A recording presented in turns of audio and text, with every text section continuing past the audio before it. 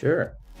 Whenever a project manager gives you a project or a problem statement, I tend to jump into a solution, and that creates a lot of rework, which is rightly mentioned in your blog, right? But is there a story behind this? Is there like something like that has happened with you or in your early careers in design? Why did you came up with this blog first of all? And what was that one story which made you write this? And Yeah, there's no one story. There's just a lot of experiences and just what you learn along the way. And what motivated me to write that was a couple things. First, I think it's important for designers to understand that there's a foundational process that's really important to being able to execute the solution as best as possible. And it often gets missed for this idea that we're these intuitive, creative people who could just find the solution and it's going to work.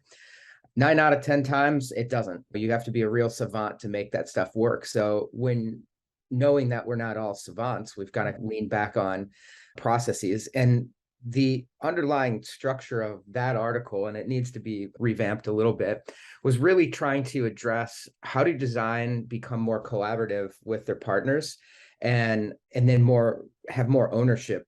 Really, I hear it oftentimes, and I've been hearing it often for 10 years, that design needs to have a seat at the table. Design needs to earn the seat at the table by looking at like the way that they're executing their work and how they're collaborating with partners, building those relationships. So if you look at the way that's broken down into functionality being number one, that's really more, I guess the better term to use there would be product shaping. That's something that Jason Fried from Basecamp, he wrote a document called Shape Up.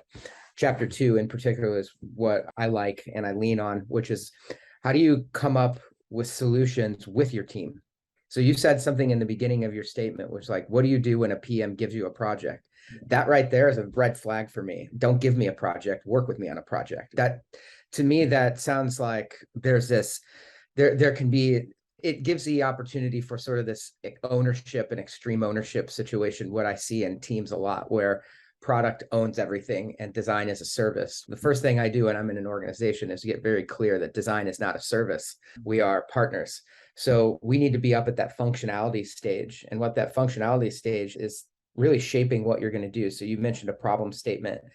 I stopped looking at problem statements and I look more at opportunities. I think when you think about a problem, it's very narrow and it lends itself to a single solution. When you look at opportunities of the space, it lets you be more divergent and more exploratory outside of just like the single track solution. Amazon, we're guilty of it. We have product. It's, oh, here, we put some buttons here and this will solve the problem.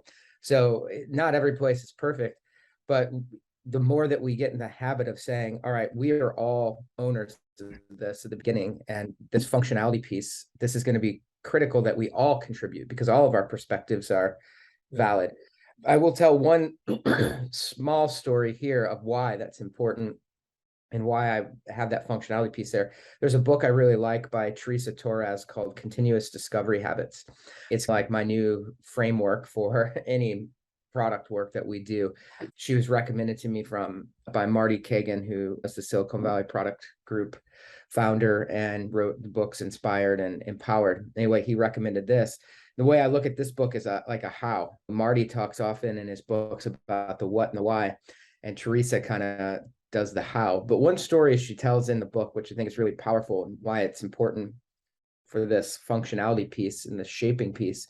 So she tells the story of a product lead, a design lead, and engineering lead interviewing a Netflix customer. And essentially they ask, and I'm going to paraphrase the story here, but they ask the man, tell us about your streaming experience from the night before. And he says, oh yeah, my wife and I, while we were having dinner, we decided we wanted to watch a movie. So after we got dinner all cleaned up, we went to the den.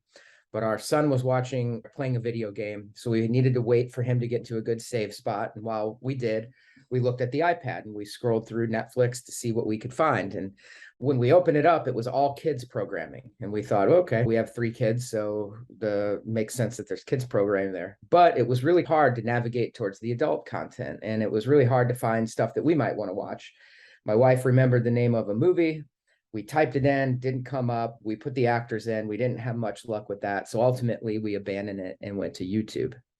So what was interesting about this is the product lead is very interested in content lately. So what she heard was, oh, we have to fix the content on the landing page because it's all kids stuff.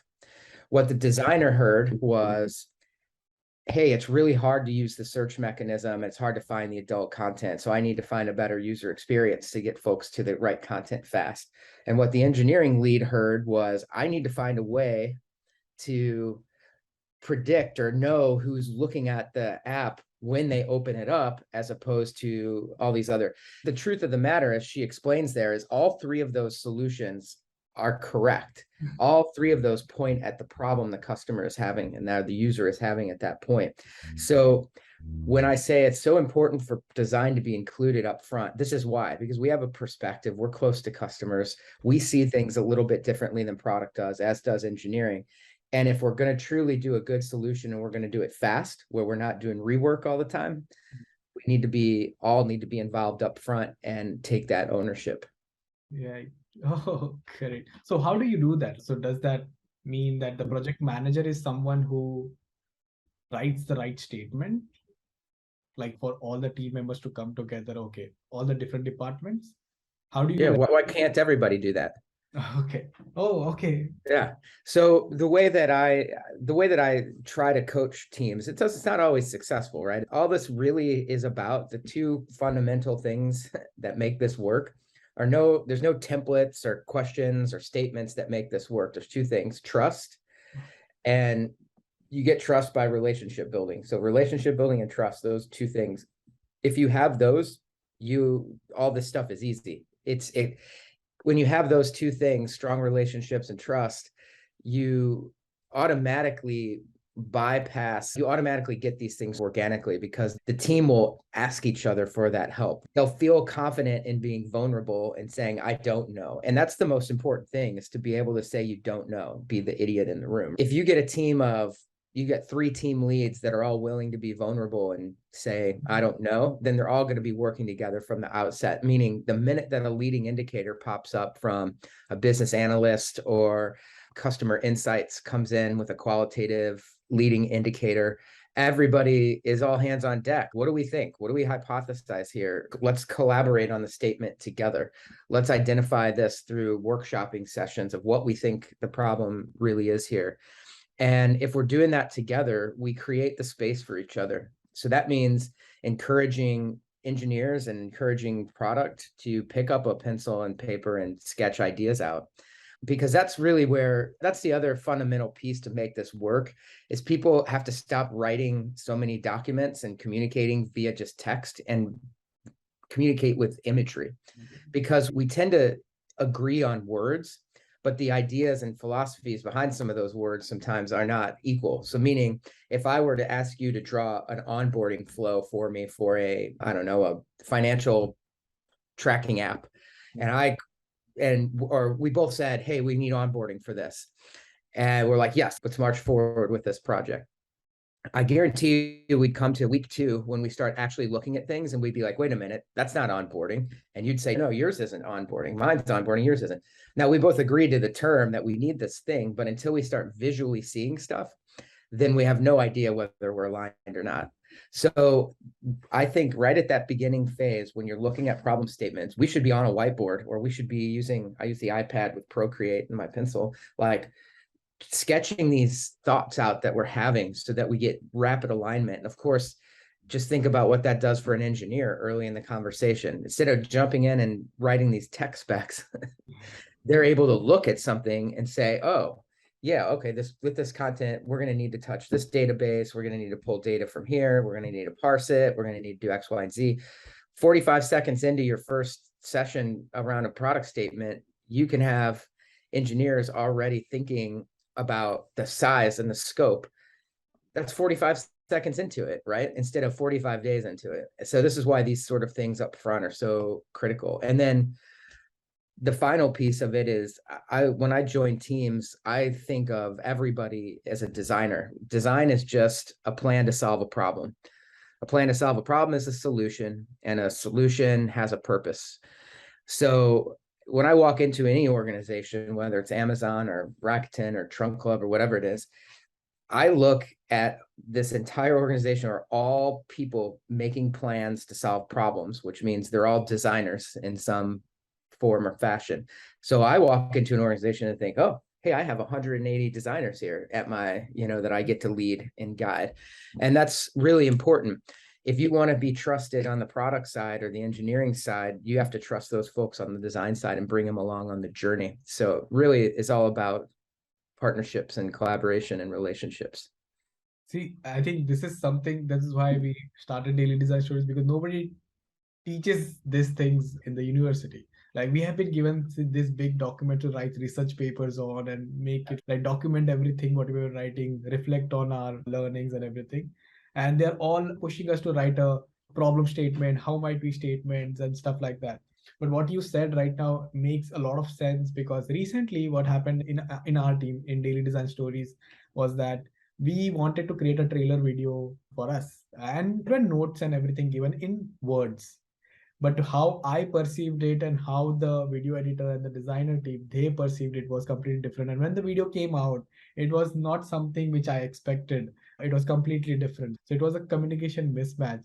But Yeah. brings me to another point, that the designers were very enthusiastic and passionate when the idea was discussed.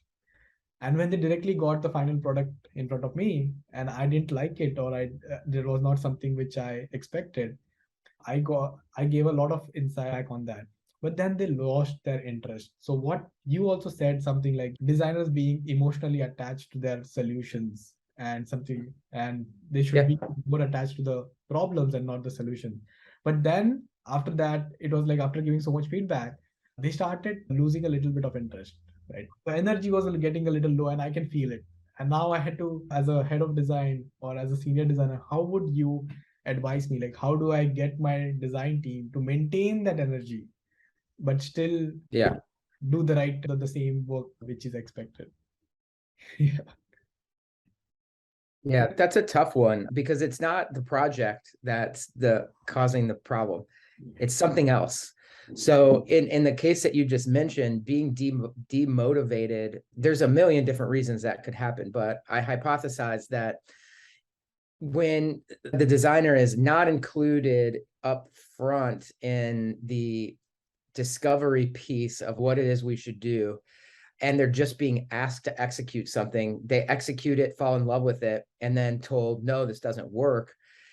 That's when you become disengaged. And it's not disengaged because it didn't work. You're disengaged because you were never engaged in the first place. You were just asked to produce something, and you have no, other than getting a paycheck in, there's what attachment do you have to it? So this is why it's so important, especially even to have engineers involved early in the phases, because when they go to code and they go to build, you want them to be like, hey, I came up with this solution. I'm attached to this. I'm in it, regardless of how much de-scoping we had to do. Same with design. The more that you engage folks in what it is that we're doing and why we're doing it, the better output you're going to get from those folks, and the engagement you're going to get. So I would say the problem wasn't the project. The problem was probably how they collaborated within the project. So what I would do to get them re-engaged is to find opportunities to pair. Like there's nothing more energizing to see, and it requires a mindset shift too. So you have to get out of your head and think that like your ideas are the best. Like this is going to sound so counterintuitive because you want to have confidence, but at the same time, you want to know you're not the best designer in the room, because when you know you're not the best designer in the room, that means there's room for you to grow. If you're jumping into Figma, the minute that you get some sort of problem statement and you've isolated yourself and you're jamming to your music and you've designed this whole thing and you're really proud of it, chances are you're going to be very disappointed. Now, if you take 1 hour and that problem statement comes through and you get your team, your squad, product, some business folks, maybe some leadership, senior leadership if you can, your engineers, and you say, hey, I want to run a quick workshop here. We're just going to do some ideation. Here's the problem. Here's what we're seeing. Here's the insights. Everybody, let's do some crazy eights, something. I don't know. That's the fallback, right?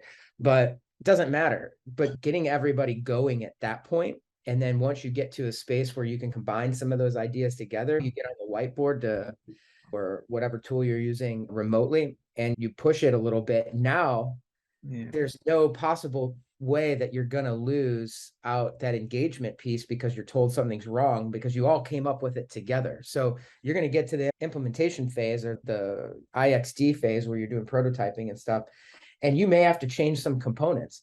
But what happens is you're more attached to the idea of what you're and the solution that you're doing than these little design decisions that you're making, right? So you can change anything and everything in it without losing that motivation because it's still the solution. That's what everybody agreed on. So you see how, like, when you don't do that and you're writing these design files, you start falling in love with things like, oh, I made this calendar so awesome. These dots on my calendar, perfect. Nobody's ever designed them this great before. And then it's that calendar, we got to scrap it, man. We have to do this. Now all of a sudden you have something to be upset about because you weren't saying, is the calendar the best solution here? You're just saying, I love this calendar that I made, or whatever component it is.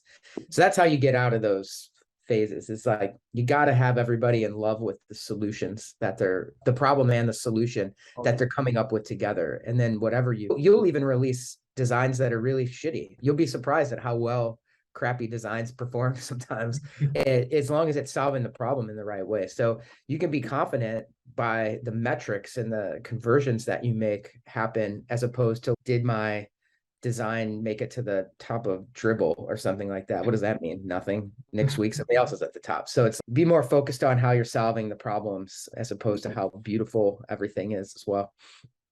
Getting everyone involved in the collaboration process, I think it's a good idea. But do you think, because the decisions and the critique will probably come from the senior designers or probably the leadership teams, right?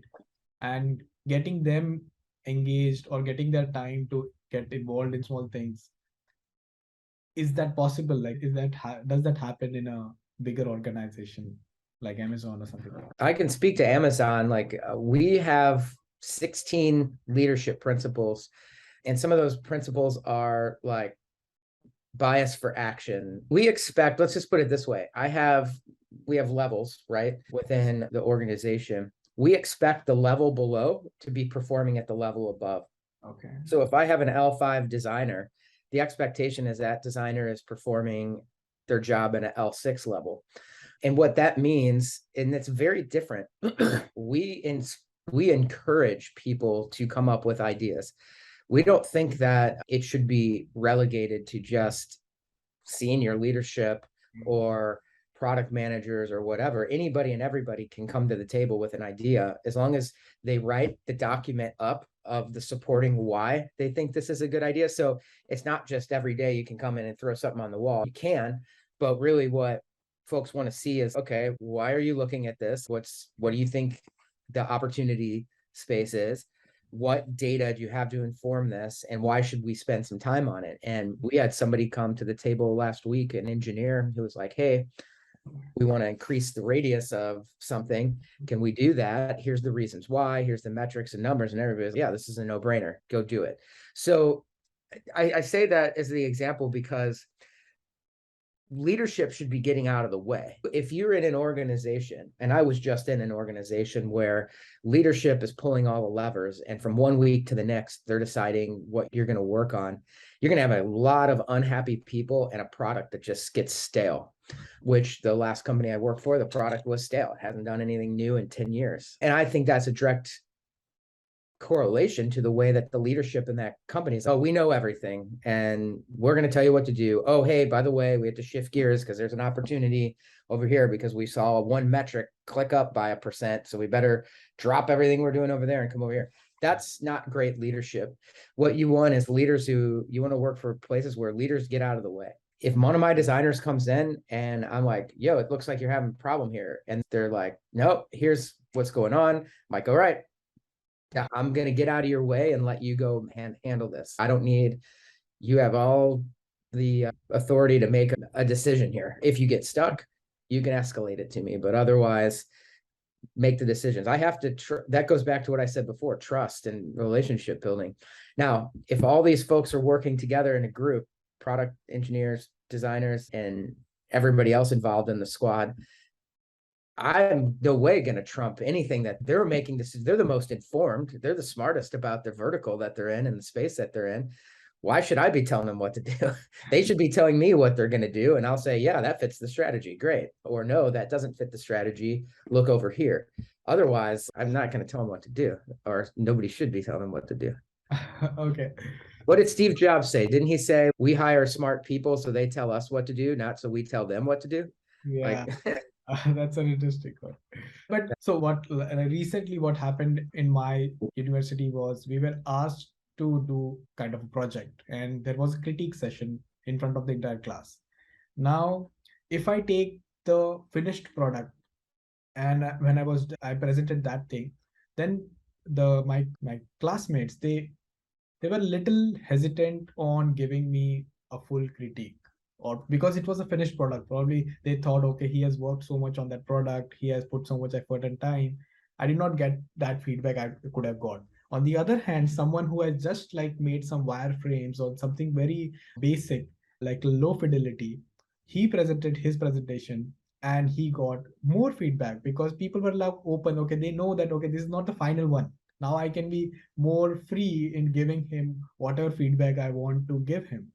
So how does this feedback, and when do we go for the critique sessions to the leadership team? Is it should be at the end, should be in the initial stages of the design process? so you bring up a couple really important things, which are phase 2 of all this. So we've got the collaboration and communication and alignment up front and early. And the second piece is as we're going into the work, now we've all aligned on the solution and we've validated it. We know that we have some confidence in it. Now we actually have to execute it. We have to execute it with designs and code. At this point, the most critical thing to do is to continue the work with the pen and paper sketching, whether it's digital or actual analog. And you want to communicate and share that early and often. So on my teams, I critique twice a week, 2.5 hour long critiques, and everybody gets a 20-minute slot. So if I have 5 team members, they can get through in 1.5 hours, which is what I have right now. You come into critique, it's like a situation where you pencils down. I don't want to see it finished. I don't want to see it finished at all. I want to see the progress that you're making day to day. And I want to see that in Slack share outs. So we have a channel called Fresh Eyes where you can drop work and get quick feedback from your design partners. I expect the designers to be dropping stuff in there every day. Get to a space. What do you think about this? Get an hour later. Be annoying is like what I tell them. Be so annoying. Share so much that you're annoying. And if we do it this way, you're not going to run into that situation, right? You nailed it when you said the guy showing wireframes had a lot of comments. If I'm looking at yours already baked and already done, I don't know. I'm not seeing the decisions that were made along the way and why. I don't understand what am I looking? I'm looking at too much. The person showing wireframes is at stage 2. They've worked with their team to come up with solution. They've maybe done some flow diagrams to communicate to engineers how this thing should work and decisions that are going to have to be made so that the eng team can start building the scaffolding for it and make sure that they have all the APIs and databases and everything they need or whatever. And then you're in the wireframe stage where you're kind of looking at how is somebody going to move through this and what content do we need on each one of these pages. That is in the space where there's a lot of influence one can have over that. And I'm only looking at a specific thing. You might say, does the experience here, the content on the page and the flow make sense? That gives you so much opportunity, right? But if you come and say, hey, here's the whole thing, what do you think? So do you want me to give you visual design feedback? Do you want me to give you interaction design feedback? Are we doing user feedback, user experience feedback? Are we doing the problem feedback? Where are we at? So that's probably why you do too much. So it goes back to why I do 20-minute critiques with everybody. They come in and they have to fill out a form. That's a critique block is what I call just a 20-minute block. And it says, what's the date? What stage are you in? Or what's the project name? What's the date? What stage are you in? Early, mid, late? Because early, we have influence over how the product works. Late, we're going to be looking at visual stuff. So this helps frame up where you're going to be looking at. And then it's what area of the product are we looking? And then what are you looking for feedback on? what are you not looking for feedback on?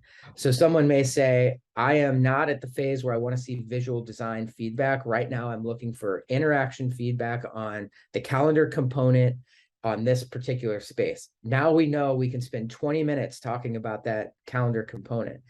And then the second piece of all this is, so we want to do those often, as early and as often as possible. And we want to include our teammates in that as well. I encourage my designers to be sending those sketches and pencils down work to their teams in Slack as well throughout the day, so that they can be getting feedback asynchronously and everybody's kept abreast of what's going on. But then the next piece is like, how do you do critique? Now, critique is the most important meeting that a design team can have. So I actually have a whole guidelines written up about how to do critique. And it starts with, how do you give critique? How do you receive critique? And how do you moderate critique?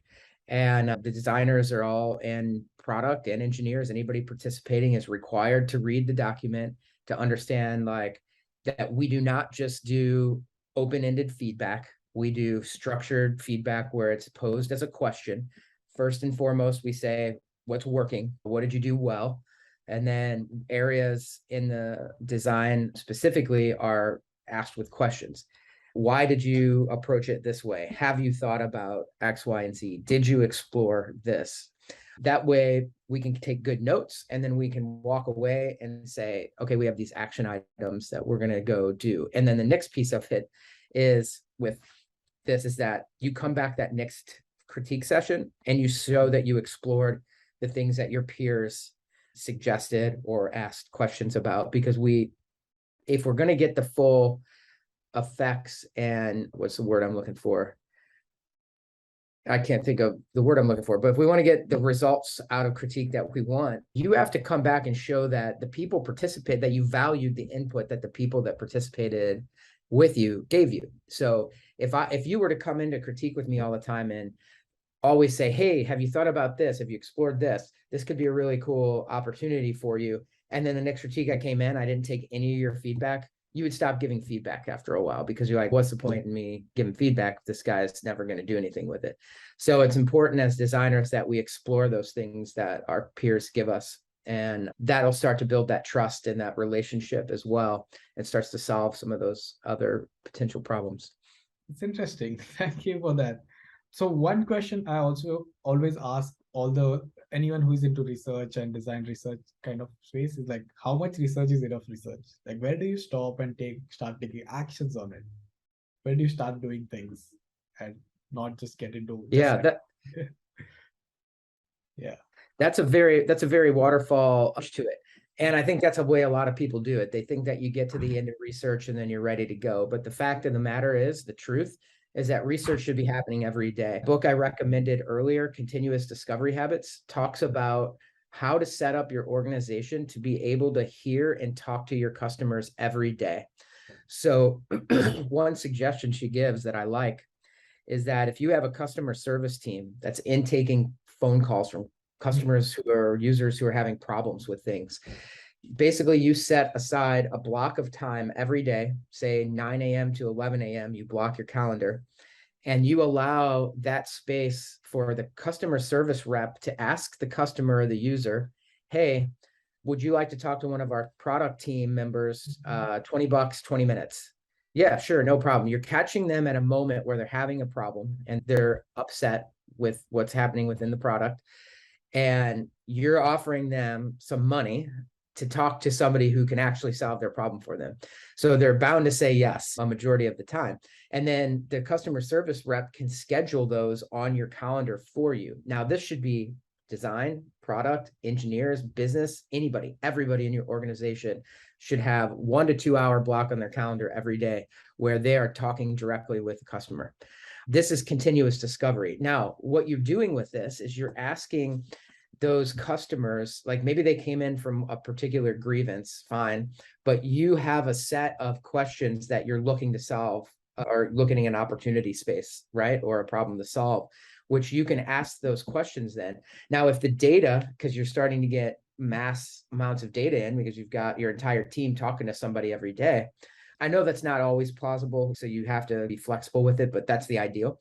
you're getting all these insights. You can then, instead of having this situation where you get done with the research and you realize the research didn't give you the result, you just spent a month doing it. Now you got to go back to the beginning and redo it all.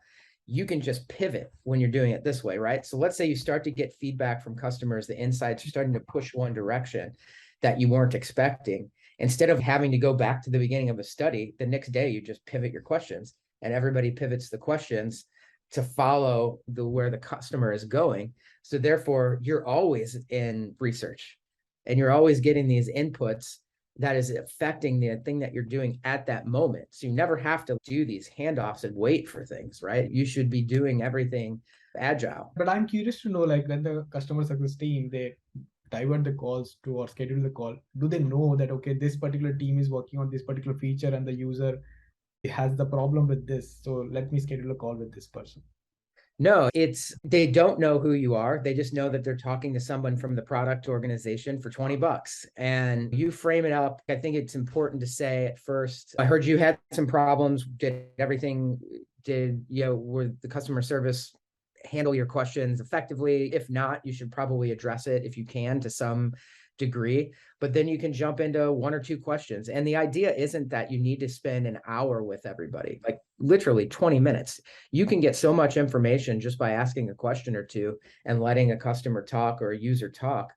And you'll start to see those themes emerge. So this idea that we have to spend an hour with a customer, with 20 different customers, and that we have to have them in and that we have to do all this stuff, I think is an antiquated way of looking at doing research. I think there's value in it. I'm not saying that it shouldn't happen.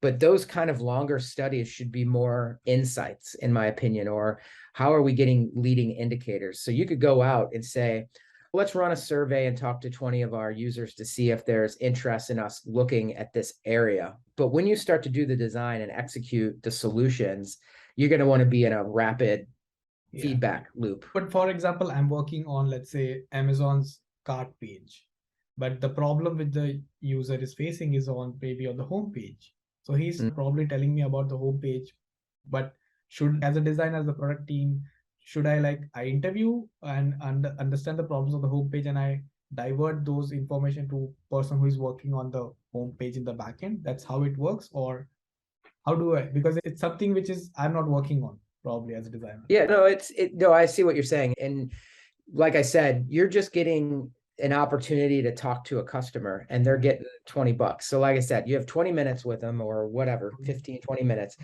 The first thing you might say is, again, like I said, you're going to ask them, you heard you were having some issues with the site. Did you get your questions answered? And if they say no, be like, all right, what were your particular problems?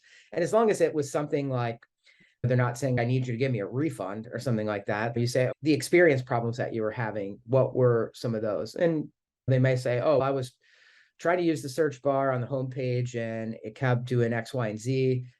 I checked it today. It's working. Okay, great. I have a couple questions about when you checked out yesterday or when you checked out today. And on checkout page, X, Y, and Z, you just shift the conversation back towards to what you're looking at, because ultimately that customer is not just going in to search something and then leaving. They've got a journey that they're traveling through. So wherever you're at in the journey, they're going to have experience with it to some degree. The designer, does it end with me, or is there like a repository where I have taken the interview? So maybe I write some interpretation notes and some insights and I save it somewhere in the repository so that everyone. Yeah. I'm a big fan of Airtable because it's like a spreadsheet sits on top of a database. And I think if you look up a long time ago, when WeWork was taking off, they were using Airtable for their research, and they had a system called Polaris. I know everybody uses the name Polaris for everything, but if you went and typed it, Google WeWork Polaris, you'll see their research guide pop up for Airtable. And that's the one I use as a starting point. And basically what this does is allows you to intake a lot of data and formulate all your sheets, your intakes, so that they're tagged appropriately and categorized appropriately. So on the back end, you get a database full of insights that are filterable very quickly. So if you were to say, let's say you had 10 people all asking checkout questions for 2 weeks. You'd be able to go in there, filter checkout questions, negative experiences, all the way down, depending on how well you tag it. Then you'd get a list of all the insights that are informing that specific thing that you're looking at. So yeah, you have to be intaking these and then putting them into some sort of repository, some sort of system. And then from there, you can build out, maybe, I'm not a huge persona fan, but you could maybe build out a couple of like user personas that are like, here's the 5 different types of people who are coming through, archetypes that are coming through this experience, and here's what they've said. And now you've got real data. So when you do a persona, it's often made up. Susie is a mother of 3 and lives in, she's not even a real person. You can actually build profiles around real people. These are our real customers. This is John. And John said these 3 things when I talked to him, right, about checkout. And this is Anna, and this is her 3 things that she said about checkout. 2 of them are exactly the same. So we know that there's a theme emerging. That's the kind of stuff that you can do when you're doing that rapidly every day. It's amazing because we are like closing on time. I want to ask you, like, what is your next big thing? Like, you're already working at head of design at Amazon. What is the next big project you're working on? Or is there anything in the future you have plans on? I just joined Amazon. I think I'm not even at 2 months yet. Next week will be my 2-month mark. And I see this as a long-term thing for me. If you look at historically, my first job I was at for 7 years, and then I spent time every 3 years on bouncing to a new organization. I think that was fine for me at that time, but I'm at a point where the ramping up to learn new businesses. I was explaining this to someone yesterday about one of my designers, how they were asking about my career path and whatnot. I said, when you approach it the way that I've approached it, you want to have this career that sort of grows steadily and climbs. When you've done it the way that I've done it, you have this jagged sort of situation where you're learning all about this business and you're learning all about the users and products, and then you switch to another. And like in my experience, I've gone to completely different companies, Walgreens to United Airlines to gig economy to retail. So I'm ramping up and then I'm jumping off of a cliff and I'm starting at 0 again, and I'm learning a business. And then 3 years later, I'm jumping off a cliff and starting again. I'm tired of that. It's been incredibly important. And all that experience from these different areas has given me the opportunity to be able to come into a place like Amazon and be able to wrap my head around it really quickly, which I wasn't the case at my last job. It took me a little bit to wrap my head around it, or needed to be put together or needed to be installed somewhere in your house. I oversee that entire experience, which is something that's fairly new, about 5 or 6 years old. And that's fairly new in the eyes of Amazon. But if I do this for 3 years and successfully, I can easily then just shift over to something like, I don't know, say something at Prime Music pops up and that interests me. I don't have to go through the whole interview loop again. I can just apply internally, meet with some folks, and potentially shift over and be working for the same company, working in the same ways with all the same mechanisms and all the same templates and formulas and processes, but just in a different vertical streams. That's something that's really interesting to me too, because I could pop around, I can get that itch to do something new, but without having to relearn an entire space. So I think I'll be here for a little while, is what I'm saying. So what is that one message you would give your own 20-year-old if you have to go back? Like, what would have you done differently? Yeah, there's a couple things I would say to myself. The first is, and I learned this rather quickly, all the things that you're designing in school that are like really flashy and sexy and cool, and I'm like doing all this great design. Now, granted, I graduated in 2002, so we were still doing like a lot of print design stuff. I thought, I'm going to get out of school and I'm going to just be the coolest designer. I'm going to do all kinds of this cool design work.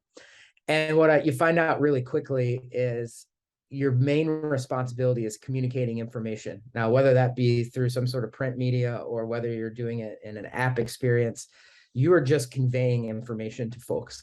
And that's boring. And it can be very boring to just create informational design. The thing changed for me massively when the iPhone came out, because it became less subjective and became more about problem solving. That's one thing I would say. It's like, you're not going to make really pretty stuff. You're going to focus on making really impactful things. And good design isn't always good design, and bad design isn't always bad design. I put beautiful designs together for companies that have failed miserably in user testing because they wanted something that looked like Craigslist, because that's what they were comfortable with. That was good design to them. Yeah. So that's the next piece of it, is let go of your ego. If I were to tell myself something, like, always be a student, like always be learning, let go of your ego, be vulnerable, embarrass yourself by asking too many questions that you think are stupid, embarrass yourself by raising your hand in the room to ask a question when nobody else does. Because 9 out of 10 times those people want to ask the same question you do, they're just too afraid to ask it. So don't be afraid to be vulnerable. Don't be afraid to be the dumbest person in the room. Dumbest person in the room has everything to learn, right? The person who keeps their mouth shut thinks they know everything. They don't go very far. And then don't be that ego piece. Be vulnerable, show your work early. Do not wait to make this beautiful thing, because nobody cares at the end of the day how beautiful it is. They don't care, does this make the impact with the customers or the users? So take people along your design journey and get their agreement and approval at every phase, from the minute that you just sketch out a little sticks and lines all the way to the beautiful design you put out. And your life will be so much easier if you make yourself vulnerable and you lose the ego, put it at the door, when you come in. That'll be what changes everything for your design career. It took me a long time to learn that. Amazing. Before I go to Anna, if she has any questions, like, I want to ask one more question. If you have got, like, now you have been a speaker at Daily Design Stories and you've gone through the experience, what advice would you give us to improve? What are the things we should focus on, where we can have something we can improve on? Maybe I'll also send you the page on LinkedIn, which we are doing. Anything from your experience, how we can do better at what we are doing? Yeah. I'd have to dig in. This is the first time I'm kind of experiencing this, but I think I have talked with, I gave a presentation, as a matter of fact, about vulnerability and letting go of the ego to University USC's Master's ACI program. And a lot of those folks came back to me asking these questions that you're asking me. So if you're doing this for a podcast or a blog or something like that, I think you're already doing a lot more than most people are. And you're giving folks access to consolidated and concise information around certain and specific pain points that they might have. I think that's really great. I think just keep asking folks, go out and interview people who just started their jobs in the last 2 years and say to them, when you came in, what were some of the big differences that you saw? What were you expecting and what did you get? And then based off what they're telling you, that's your next episode. So, oh, I didn't realize I was going to have to sit in a room with the CEO and I don't know how to do that.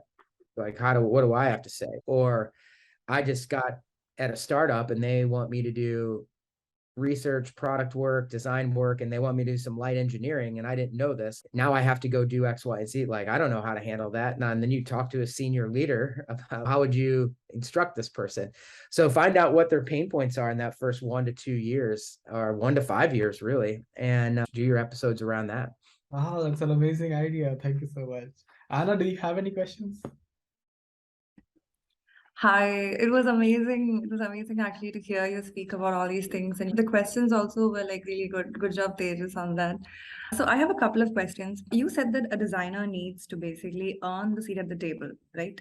So because they're starting out in the industry, especially in the US, what do you think are the skills that we need to make a mark and let people know that we deserve to be at the table? Understand the business. I think one thing, and I'm about to start doing this, I'm going to be taking financial analytics accelerator courses that I can learn to speak the way the CFO speaks and learn to understand. Because look, at the end of the day, you can attach ROI to design work. Give you an example. I think at Amazon, when we switched, I saw this in my training, when we switched from Helvetica and Arial font to Ember, the new font that they saw a 450 million increase in conversion or whatever, just so you can actually tie some ROIs to design. So then how do you be able to go to the table and explain the business, why the business needs the user experience and why the business will benefit and what the bottom line.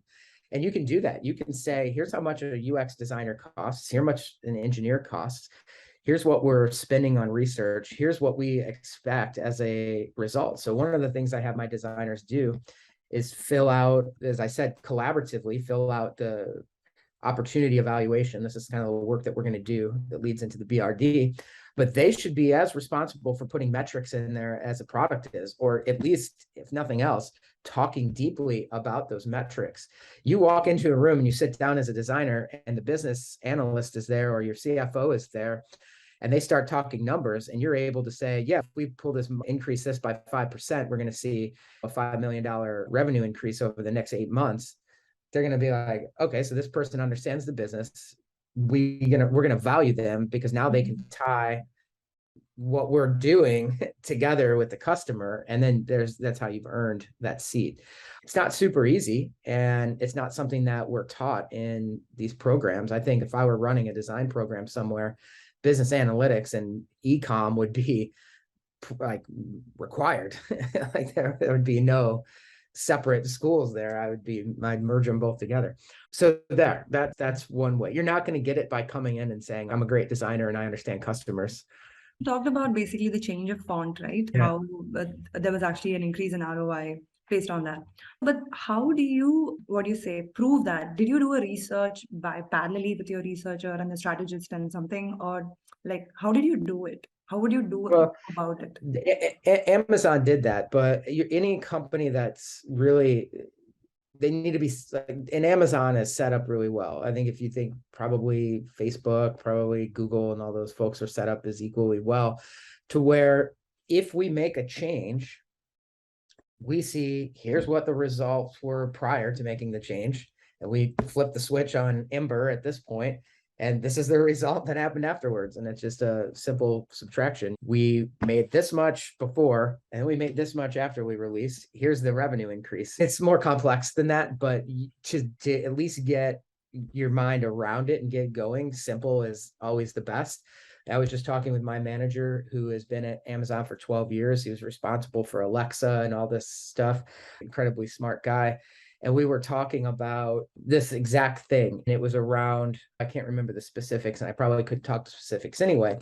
But he was like, he just looked at me, he's like, why would we want to measure it this way and do this robust study on this? All we have to do is say, what was it before? And then we launched this, what was it after? And so here's somebody who's been at Amazon responsible for billions of dollars worth of revenue, simplifying it down to that way. So I'm just reinforcing that you don't always have to be incredibly complex about it. Start somewhere where you're understanding the overall opportunity and potential outcome and those metrics. And then over time, you're going to get really good at it. You're going to get really able to understand the different levers that you have along the way. If you pull them, what happens? It totally depends on the company that you work for also, how much flexible, if they're actually willing to listen to you. And sometimes they have a hierarchy set, because I was also working as a product designer back in India. And there was these fixed hierarchy set in their minds, even though they call themselves as like a flat hierarchy. We listen to everybody. But when we actually address some issues like this, they will just come out and just the manager would, maybe it was different from person to person and companies to companies, but he would come up and straight just say no. And then I don't know how to go about how to basically. Yeah, well, you're fighting two battles. And I came back from India. We have an office in Hyderabad, and I was just out there. And one of the sessions that I did as a leader at Amazon with the other leaders were talk to the women in the organization and our commitment to equity and equality within the workplace, specifically in Amazon and specifically in tech.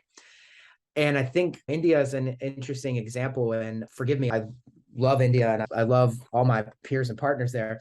But there's a cultural thing where women are not, it's hierarchical in the culture.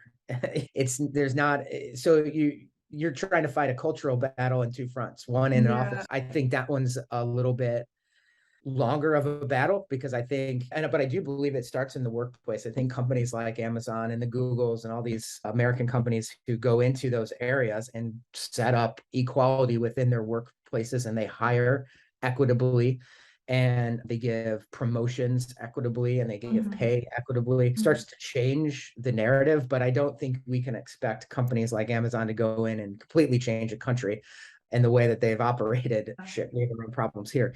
But I think what I'm hearing on your side is that that's a big fight. I would say if you were in a company in the States here and you were getting that type of response to your pushback or you're being inquisitive or whatever it is, that's not the company you want to be working for. Yeah. They're Yeah. not going to go very far because so of that. when you interview for these companies or when you choose to work for some companies, let's say that right now we're in a hiring freeze and there's so many things happening. We're all worried about what is coming next, how we're going to end up if all the other big companies are basically not hiring. So then we have to rely on maybe like startups. And so how do we find the best fit for us? What are the factors that you look into when you interview for a company or research and apply for jobs? Yeah, I'm probably going to be a little bit of a hypocrite because when I say this, I've often sat back and asked myself that question, like, what am I looking for? And I come from Generation X. We had a little bit of a different upbringing, and it was like, I just growing up, no, you just have to have a job. So I've got some things that are hardwired into me from childhood and whatnot that play into my decision making a little bit differently than I think maybe millennials or Gen Z that are actually self-aware enough at early enough of a stage to make a choice, right? Like I certainly see this where I didn't really have a whole lot of choices like some of my peers did. I didn't come from wealthy family where like all the kids I went to school with got to do internships in the summer at design firms and whatnot. I had to go work construction so that I could pay my my bills for the year, right? So I could save up enough money to pay bills for the year. So I didn't have these same types of opportunities.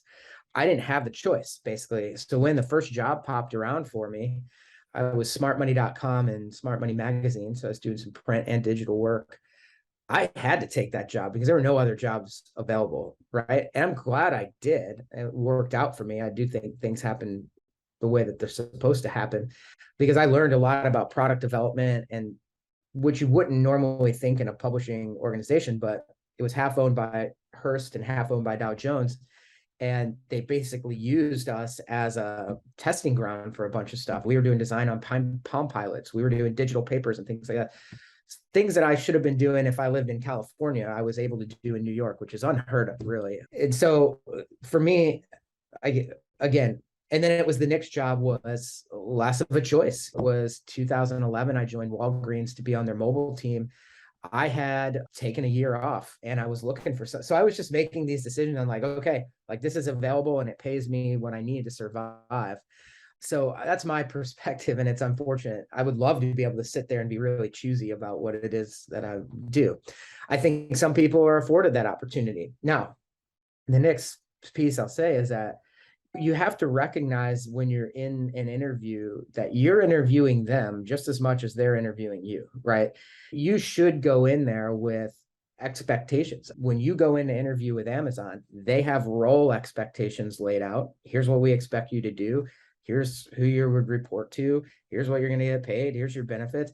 You should be on your side, equally have that stuff documented. I'm looking for this in the company. I'm looking for these benefits. I'm looking for this pay. I'm looking for these responsibilities, and see if they line up. And do not hesitate. Like I said, be the dumbest person in the room, be the person raising your hand, asking all the questions. If you really want to know about equity and salary, ask. I want to know what your equality pay for female to male is in this role, product design. Should I be expected to be paid less?